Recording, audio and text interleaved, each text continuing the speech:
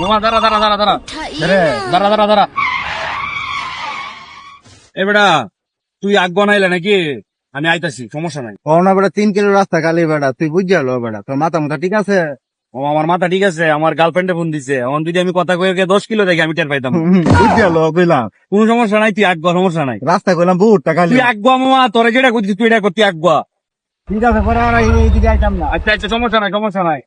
বেটা গেডি ফোন দিলে 10 কিলো গেলে 20 কিলো একটা যায় আমগা শৈল লাগতো না, বুঝছিস না?